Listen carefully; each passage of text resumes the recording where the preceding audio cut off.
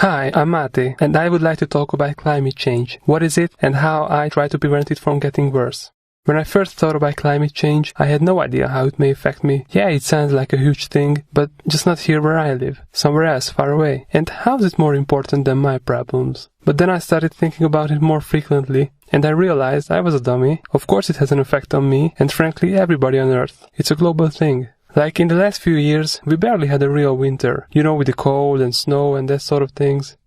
I missed out a lot of snow fights with my brother, and we didn't have the chance to build a snow house to my dog. Sorry, Fluffer. Oh, and we have these alerts in the winter saying that the level of smog is really high today, so please don't spend so much time outside if you can. And the number of these alerts are rising every year. And the summers are becoming hotter and hotter. No, not like that. I mean warm, the AC spinning like crazy. And you cannot make it to the grocery shop without melting. And that's just here where I live. The stuff they show on TV, hurricanes, floods, forest fires, the melting ice caps, it's getting bigger and bigger.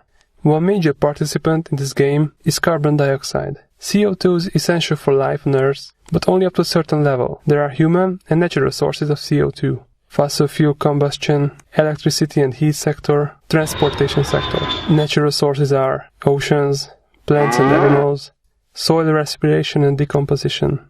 Here's where we are now. According to researchers, the average temperature of the Earth is rising due to greenhouse gases like CO2 or methane. Rising temperature means that the oceans release more vapor, which means there is more CO2 in the air. More CO2 traps more heat, which contributes to even higher temperature. Also, more vapor equals more humidity in the air. It will lead to more rain and unpredictable storms. With higher temperature, it is likely that there will be more forest fires, even in the tundra climate, where the frozen soil, called permafrost, contains a high quantity of methane, which, guess what, is a greenhouse gas with the capability of trapping 80 times more heat than CO2. So, all in all, it will give us more frequent extreme weather.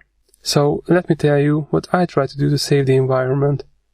First and foremost, I do not litter. I had a good upbringing, and I learned from my parents that I should not just throw my garbage anywhere. It goes in the trash can. That is 101. And feel free to tell this to other people. Oh, and Mom instituted a selective waste management system at home, so now we have different bins for each material. With this system, we are trying to contribute to the worldwide movement of producing less waste, because the more we recycle, the less waste is taken to the landfill.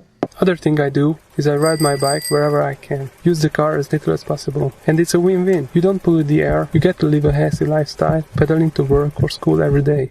My family members tend to leave the light on all around the house. I'm very serious about using only as much energy as we need and not to waste it. So I try to teach them to turn off the lights when they leave the room. And don't run the water from the tap when you don't need it, bro.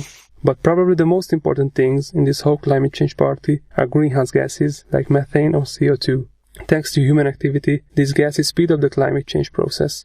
But we can slow it down. Acts like planting trees, forests, using more and more renewable energy, and cutting down the use of fossil fuels can make a big deal. Plus, the growing population of the Earth raises the demand for more energy. That's why it is essential to generate this energy by renewable sources rather than fossil fuel. We have to keep the oil and natural gas underground. Unfortunately, it is not as easy as it sounds. Oh, and another thing, sign petitions who's aiming to save the environment. Put pressure on your politicians to act. Support local and global movements fighting big companies responsible for polluting and contaminating nature. According to the United Nations, a $6 billion investment in disaster risk reduction over the next 15 years would avoid losses of $360 billion. We have to think in a long-term perspective, which I know is difficult. The role of the individuals is very important. They say it's probably too late to stop climate change, but we have no other option. We can try, or that's it. This is our only option. To act. We have to make the first steps.